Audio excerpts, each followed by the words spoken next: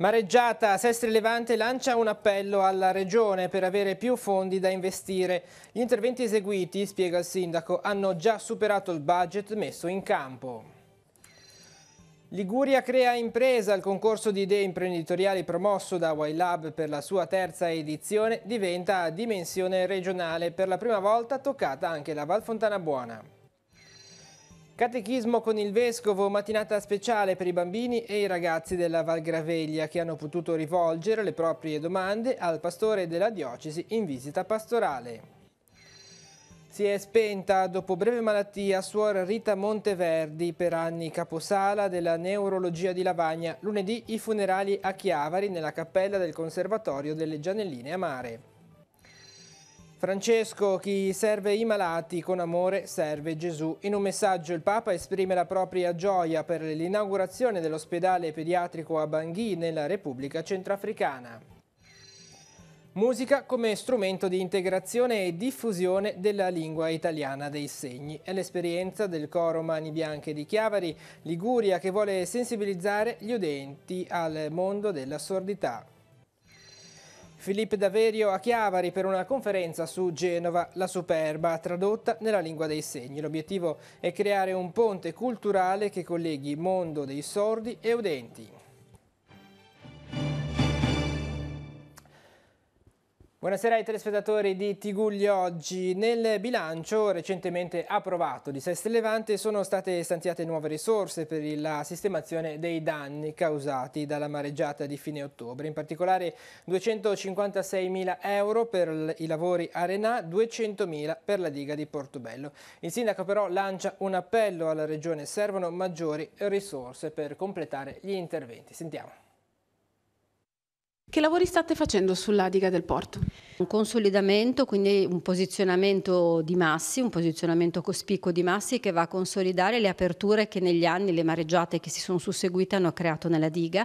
Era già previsto pre-mareggiata e risponde ad un finanziamento dedicato alla pesca professionistica, proprio a tutela dei pescherecci lì presenti, ma approfittiamo dello spostamento di massi per ottimizzare le operazioni e appena terminati i lavori attualmente in essere sulla diga del porto, passare subito, presumibilmente mare permettendo, da lunedì 11 marzo a questo primo rafforzo della diga di Portobello, che appunto non sarà risolutivo ma sicuramente migliorerà la situazione in essere. Il grosso per voi resta Renà, ovviamente, dove molti interventi sono stati fatti ma non basta. Stiamo già oltre le risorse che avevamo messo in campo, abbiamo in questo momento riprofilato la linea di costa perché il mare lì aveva scavato sotto, quindi rendendo insicura anche la strada carrabile, oltre che le abitazioni, le strutture, l'hotel, eccetera.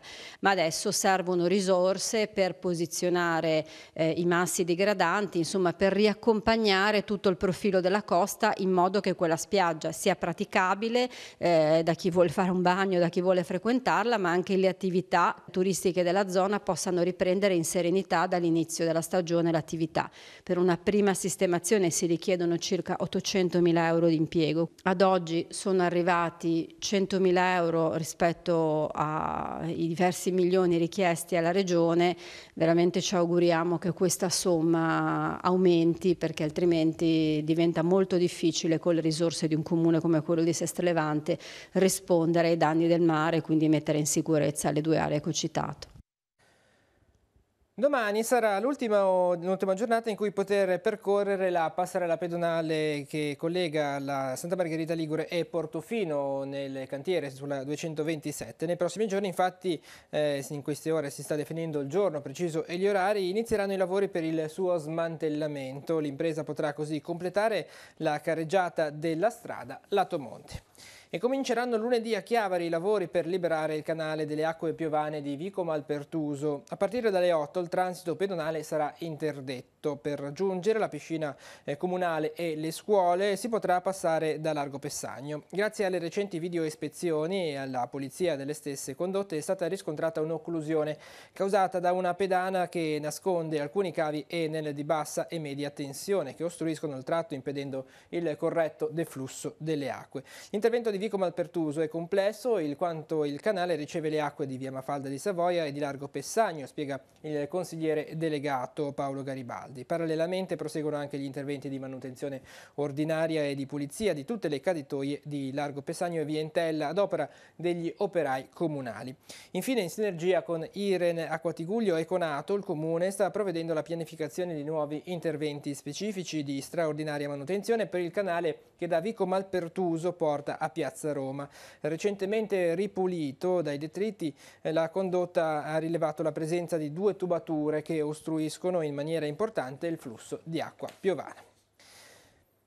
Voltiamo pagina, anche la Val Fontana Buona per la prima volta sarà toccata dal progetto Liguria Crea Impresa, appuntamento con i sindaci dei vari comuni e con le realtà imprenditoriali e produttive il prossimo 8 marzo all'Ascito Cuneo di Chiavari. Dopo essere stata presentata a Genova, l'iniziativa nei giorni scorsi è stata presentata a Chiavari ad alcuni sindaci della valle. Vediamo i dettagli adesso del contest riservato alle idee imprenditoriali che quest'anno assume una dimensione regionale.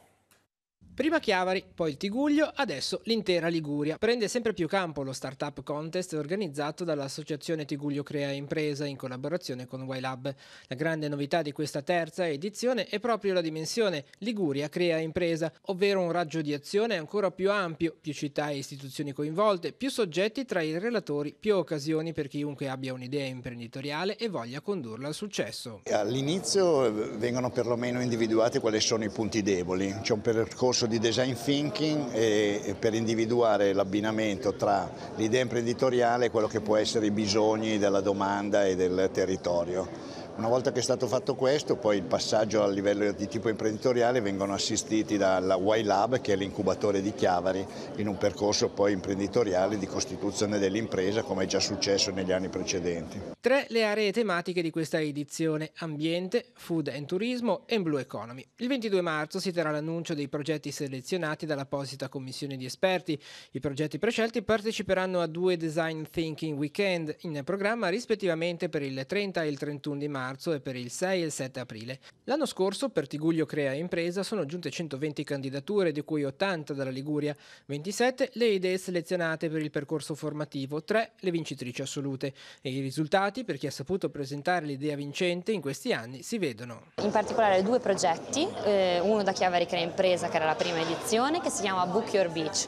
Book Your Beach è un'applicazione mobile, un'app, attraverso la quale è possibile prenotare lettini e ombrelloni negli stabilimenti balneari. È un'app scaricabile gratuitamente e sono disponibili gli stabilimenti balneari della nostra regione. La seconda, della seconda edizione, che si chiamava Tigullio Crea Impresa, è Gin Ma, che è un gin che i ragazzi hanno studiato e si sono inventati con base basilico, quindi il gin di Genova. Andiamo sul nostro sito teleradiopace.com per una notizia legata proprio all'imprenditorialità. È stato approvato un bando da 1,9 milioni di euro a supporto della trasformazione, commercializzazione e sviluppo dei prodotti agricoli. Si tratta di un aiuto importante per lo sviluppo della fiera agricola ligure, ha spiegato l'assessore all'agricoltura Stefano Mai. I fondi andranno a sostenere gli imprenditori per gli interventi relativi alla trasformazione dei prodotti agricoli e nella promozione degli stessi. Le risorse previste nel bando, che si aprirà l'11 marzo per chiudersi il 30 aprile, si vanno a sommare ai circa 10 milioni di euro già erogati alle imprese aggiudicatarie.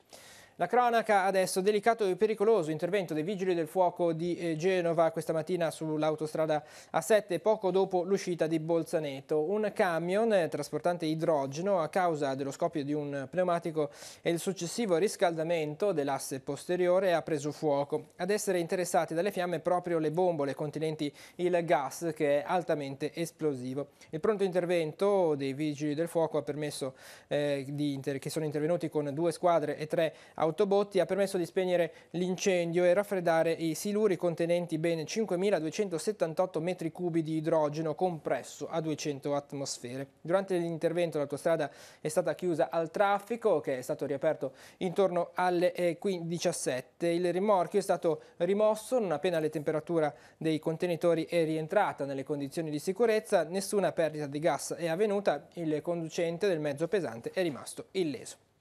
E incidente stradale In Val Fontana Buona, intorno alle 23:30 di ieri sera, una vettura, mentre percorreva la statale in zona Pian dei Ratti a Orero, ha perso il controllo, finendo la propria corsa sul tetto. Il conducente è stato estratto prima dell'arrivo dei vigili del fuoco ed è stato soccorso dai militi della Croce Rossa di Cicagna. I pompieri hanno messo in sicurezza il mezzo, la strada è rimasta chiusa circa un'ora. Voltiamo pagina adesso. Un incontro di catechismo speciale è stato vissuto questa mattina dai bambini della Val Graveglia. Ad attenderli nei locali della scuola elementare di Conscienti, oltre ai loro parroci e catechisti, c'era il vescovo diocesano. Il momento, inserito nel calendario della visita pastorale, è stato preparato nelle scorse settimane. I bambini hanno potuto rivolgere le loro domande, i loro dubbi a Monsignor Tanasini, che ha risposto a ciascuno trascorrendo l'intera mattinata con loro. Vediamo.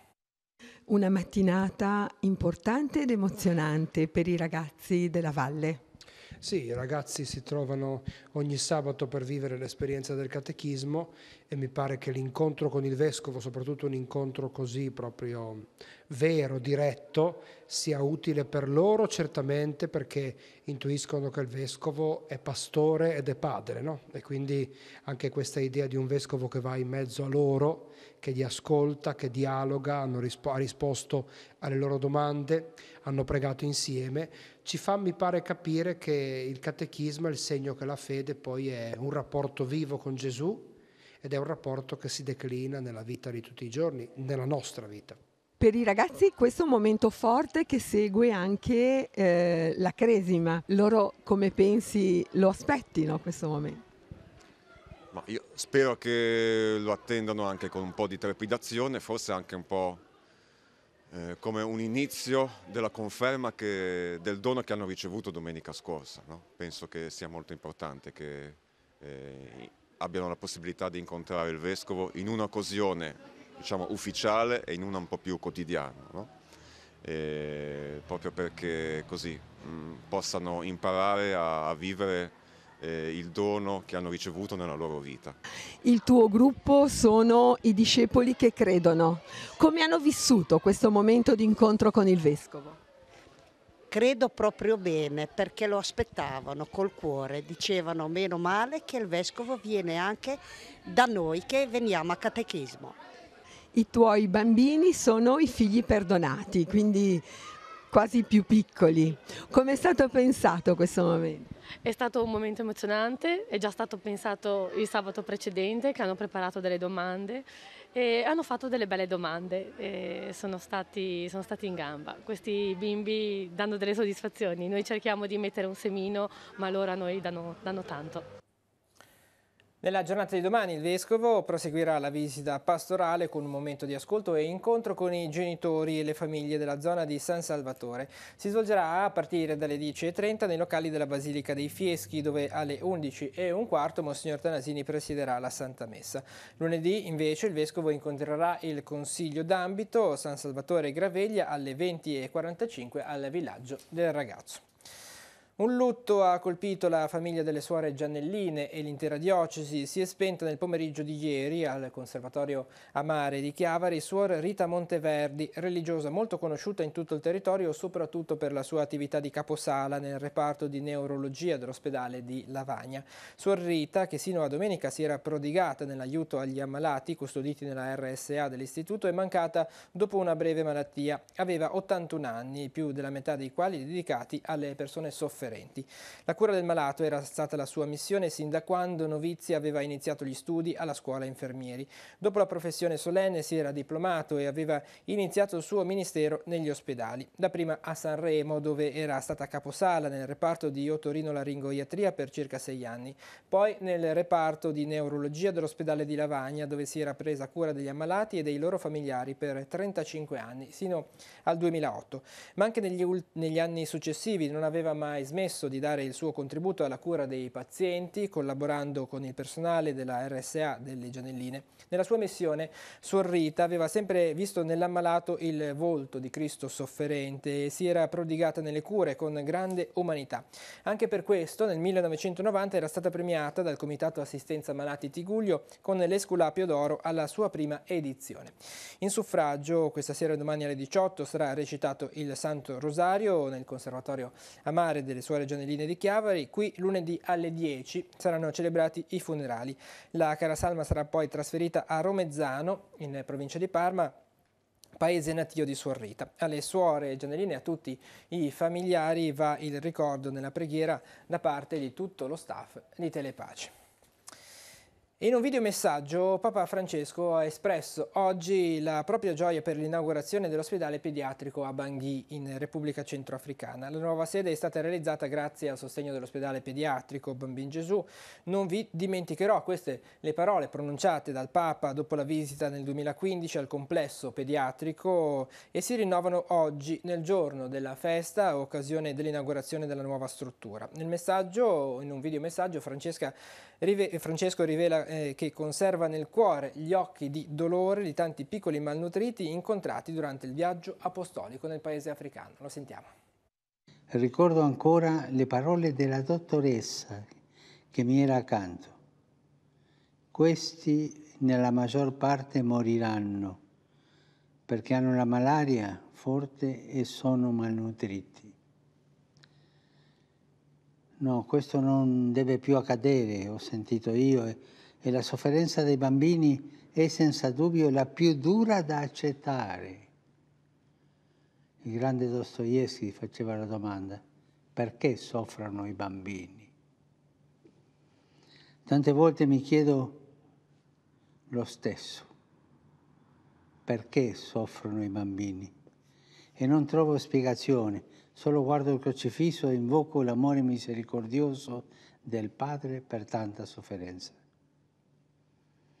Questa struttura che oggi viene inaugurata è un segno concreto di misericordia che trova la sua origine nell'anno santo che ho voluto aprire in anticipo il 29 novembre del 15 proprio a Bangui, la prima porta di una cattedrale. Aprirsi è stata quella di Bangui, non quella di San Pietro. È stato un gesto che il Signore ha ispirato. Varcando la porta santa della cattedrale affermavo: Bangui diviene la capitale spirituale della preghiera per la misericordia del Padre. Tutti noi chiediamo pace, misericordia, riconciliazione, perdono, amore. Mi piace pensare che quella porta santa sia ancora aperta e che il fiume di misericordia doni linfa vitale a questo ospedale pediatrico e a tutti coloro che vi lavoreranno. Repubblica Centroafricana, quando la pace? L'interrogativo sarà posto al centro di un incontro organizzato dalla Società Missioni Africane e dalla comunità di Sant'Egidio. Lunedì 11 marzo alle 17:45 l'appuntamento è nella sala Frate Sole di Piazza Bandiera a Genova, a fianco della Basilica dell'Annunziata. Interverrà il presidente della Conferenza Episcopale del Centrafrica, Monsignor Nestor Nongo Zagabia. L'obiettivo è far conoscere la situazione che attraversa il paese e gli sforzi che vengono fatti per riportare la pace. Interverrà padre Davide Sollami dei Carmelitani Scalzi, Moira Gerace dell'associazione Tiene Tiala, Gabriella Bortolotte della comunità di Sant'Egidio. Seguirà la preghiera nella Basilica alle 19:30. Voltiamo pagina alla musica come strumento di integrazione e diffusione della lingua italiana dei segni. È l'esperienza del coro Mani Bianche Chiavari Liguria. Ragazzini tra i 6 e i 18 anni traducono le canzoni e la musica nella LIS non solo a beneficio delle persone sorde, ma soprattutto per sensibilizzare gli udenti al mondo della sordità. Il loro canto con le mani manda un messaggio di accessibilità e libertà di espressione. Vediamo.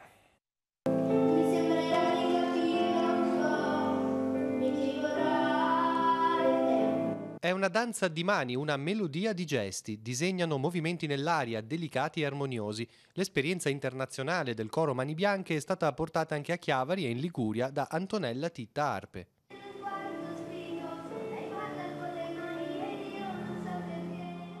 Il coro traduce la musica nella lingua dei segni, è un messaggio di integrazione, accessibilità e libertà di espressione. Le canzoni vengono trasformate in coreografia e musica per gli occhi. L'obiettivo è sensibilizzare gli udenti al mondo della sordità, permettendo a tutti, bimbi, ragazzi, amici sordi e udenti, di condividere le proprie emozioni, imparando, perché no, anche la lingua dei segni.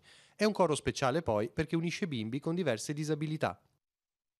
come la sordità, la sindrome di Down e forme di autismo, comunque tutti veramente integrati, tant'è vero che quando sono sul palco tutti così ben compattati muovono le mani a forma di danza, diciamo, non solo comunicano ed esprimono un messaggio importante, ma davvero sono tutti uguali, nessuno si accorge assolutamente di chi sente, di chi non sente, e questo è il vero messaggio che vogliamo lanciare. Il coro è composto da 40 elementi tra i 6 e i 18 anni. Mi ha insegnato una nuova lingua che mi servirà in futuro se incontrerò persone sorde, mi aiuterà a comunicare con loro. Nei giorni scorsi a Rapallo il coro è stato ripreso da Mr. Lui, comico, regista e già presentatore dello Zecchino d'Oro, che realizzerà un videoclip della canzone Si dice così, scritta da Fabrizio Pagliettini e cantata da Jacopo Cioni. Il brano parla di una ragazzina sorda che a scuola viene prima guardata con diffidenza, poi apprezzata per il suo essere speciale. Oggi mi sono sentito più bene delle altre volte, perché è sempre un'emozione, ma oggi proprio fuori dai limiti.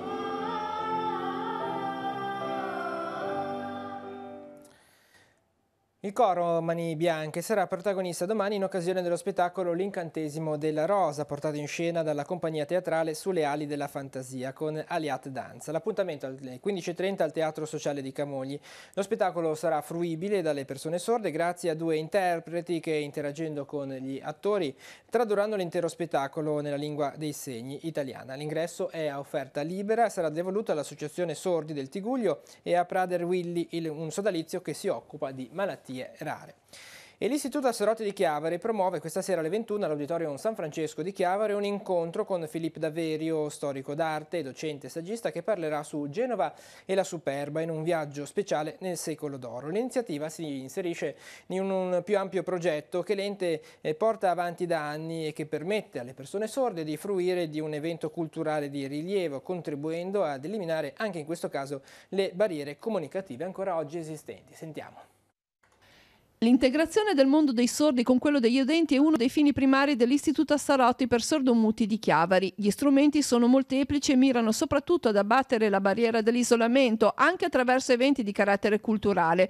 Da alcuni anni l'Istituto promuove con cadenza mensile i venerdì culturali. Vengono contattati per esempio la Galleria Rizzi, piuttosto che le miniere di Gamba Tesa, il Museo dell'Accademia d'Arte di Lustica di Genova. Viene sentita la disponibilità dei sordi che sono interessati a un evento di questo genere, l'istituto prende contatto con queste strutture e mette a disposizione, assumendosene l'onere, l'interprete in lingua dei segni. Questo è un progetto culturale che portiamo avanti da tempo. In questo percorso si inserisce annualmente un evento di particolare rilievo che si apre all'intera cittadinanza nell'intento di far conoscere le attività dell'ente. Quest'anno abbiamo pensato a una conferenza del professor Daverio che per la prima volta sarà tradotta in lingua dei segni, quindi sarà fruibile dalle persone sorde. E questo permetterà appunto alle persone sorde di godere di un evento di valenza assoluta, condividendolo con le persone udenti. Per i sordi l'evento è totalmente gratuito e avranno dei posti riservati in sala proprio per poter vedere nella maniera più ottimale la presentazione in diapositive e nel contempo l'interprete in lingua dei segni. E per le persone udenti l'ingresso è con un'offerta libera.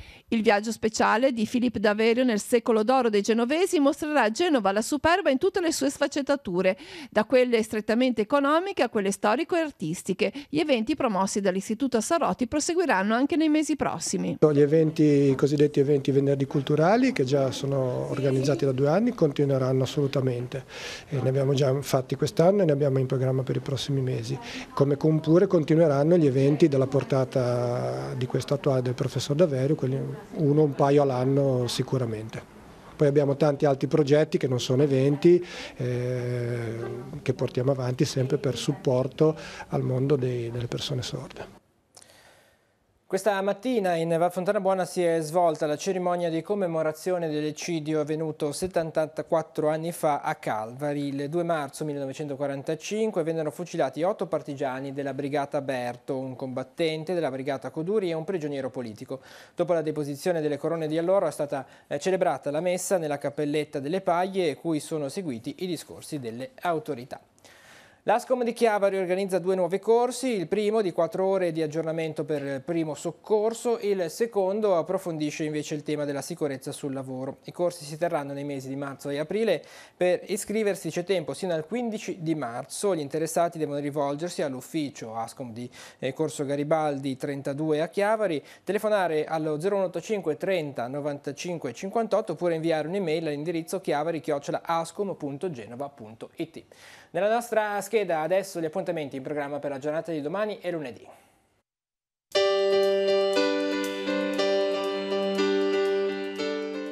Appuntamenti in agenda per domenica 3 marzo, seconda giornata del 17° incontro compostellano in Liguria, dalle 9 al Teatro Caritas di Chiavari, le relazioni, alle 12 la Santa Messa nella chiesa di Rupinaro con la consegna della credenziale e pellegrini in partenza nella primavera del 2019. Apertura gratuita a Sestri Levante per il Musel e le sue sale espositive. Gli orari di visita vanno dalle 10 alle 13 e dalle 14 alle 17. Come ogni domenica è aperto alle visite il Museo Diocesano di Arte Sacra. Le opere esposte saranno visitabili dalle 10 alle 12 al primo piano della Curia Vescovile in piazza Nostra Signora dell'Orto a Chiavari. Dalle 8 alle 20 in corso Genova a Lavagna si svolge la tradizionale fiera dell'agricoltura. Saranno presenti 112 banchi. Mandillo in Riviera è il titolo della 2 giorni che viene ospitata in comune a Levanto ad iniziativa del Consorzio della Quarantina. Dalle 10 alle 17 verranno riproposti gli scambi di semi della Riviera di Levante. Alle 15 laboratorio con pasta madre e farina di grani antichi. Bandi europei e nuove opportunità per cittadini e imprese. Se ne parlerà a Moneglia alle 10.30 nella sala consigliare del comune in un incontro con l'eurodeputata Lara Comi. Carnevale a tema giochi olimpici nei giardini di Via Piani a Carasco alle 14, apertura degli stand gastronomici con la distribuzione di frittelle e chiacchiere, seguirà la sfilata dei carri e la premiazione dei più belli, alle 16 la rottura della pentolaccia. Sfilata dei carri di carnevale e pentolaccia anche a Chiavari per il carnevale. I festeggiamenti si svolgeranno sul lungomare con la partenza dei carri dalla rotonda di Piazza Ravenna alle 15, alle 17 la rottura della pentolaccia. Appuntamenti in agenda per lunedì 4 marzo, seconda edizione a Genova del progetto Sicurezza e Legalità. Dalle 9 al Teatro Carlo Felice si alterneranno gli interventi delle istituzioni e dei relatori. Iniziativa a cura del movimento Agende Rosse, gruppo Falcone Borsellino di Genova. Festa di Carnevale a Villa Gemelli a Santa Margherita Ligure dalle 14 per gli ospiti della struttura e per chi vorrà partecipare ci sarà una merenda in maschera. Nell'ambito dei corsi di cultura di Chiavari alle 16 il docente Gino Tirelli terrà una lezione di storia letteraria su Le lettere di Gustave Flaubert e a Louise Colette.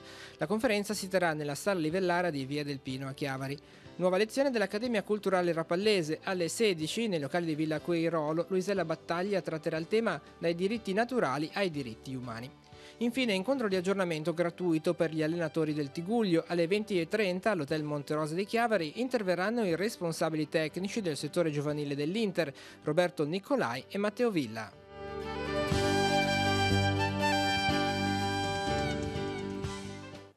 Siamo così allo sport per il calcio la Lega Pro. Ventella questa sera in campo alle 20.30 sul campo del Pisa per la 29esima giornata del campionato. La squadra proprio in settimana ha rinforzato il centrocampo con l'acquisto di Francesco Urso, classe 1994, che ha già effettuato alcune sedute di allenamento insieme alla squadra. Sentiamo Nicola Pagliettini.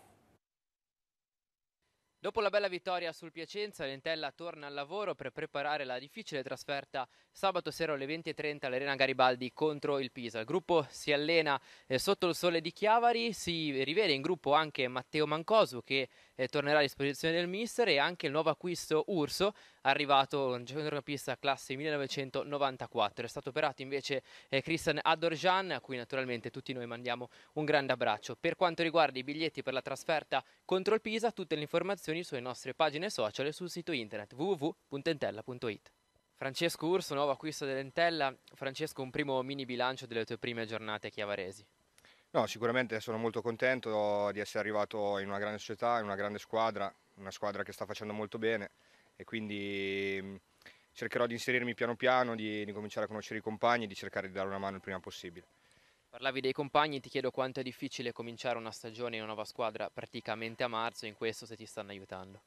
No, assolutamente, ho trovato dei ragazzi molto disponibili e molti di loro comunque li conoscevo perché avendoci giocato con qualcuno insieme, con qualcuno contro, è stato sicuramente più facile, però so che ci vorrà del tempo, qualche settimana per rimettermi a posto fisicamente, ma sono sicuro che potrò dare una mano. Che mesi sono stati questi per te e quanta voglia hai di dimostrare sul campo il tuo valore? Sono stati dei mesi abbastanza difficili, devo dire la verità, però sono molto carico, ho molta voglia di mettermi di nuovo in pista e di dare una mano a questa squadra a raggiungere quello che sarebbe un grande obiettivo per tutti. Ti chiedo appunto se hai seguito la squadra in questi mesi, come reputi il ruolo delle Entelle in questo campionato? Assolutamente sì, mi sono sempre interessato un po' a tutta la Serie C e la Serie B, ho guardato spesso anche le partite dell'Entella e ho visto una squadra che sta bene, che gioca molto bene, un grande allenatore, un grande staff e devo dire che l'Entella in questo campionato può fare molto bene, insieme alla Pro Vercelli ci sono molte squadre, anche come il Piacenza stesso che è stato battuto questa settimana, sicuramente ce la giocheremo fino alla fine. Serie A1 femminile di pallanuoto, grande prova di carattere del Rapallo, pallanuoto protagonista di un'ottima partita chiusa con una vittoria nell'ostica trasferta veneta di questo pomeriggio contro il CSS Verona, squadra rivelazione del campionato. Il Rapallo ha archiviato il match con un netto 6-17. Ottima partita affrontata con la mentalità giusta fin dall'inizio, ha commentato il coach Luca Antonucci. Non era un match facile, lo abbiamo affrontato al meglio scendendo in campo subito con grande determinazione sia in attacco che in difesa. Faccio i complimenti alle ragazze, ma non è il momento di adagiarsi sugli allori, dobbiamo pensare subito alla partita di sabato prossimo contro la Florenzia, altra squadra ostica, obiettivo racimolare più punti possibili per avere una posizione migliore nella Final Six. Queste le parole dell'allenatore del Rapallo pallanuoto femminile. Con lo sport si conclude questa edizione di Tigullio oggi, l'informazione torna lunedì mattina a 7:30 con la nostra rassegna stampa e poi la prima edizione di Tigullio oggi alle 12:45. Tutte le notizie le trovate sul nostro sito teleradiopace.com e sul canale 187 Telepace News. Grazie per essere stati con noi, buon proseguimento di serata e buona domenica.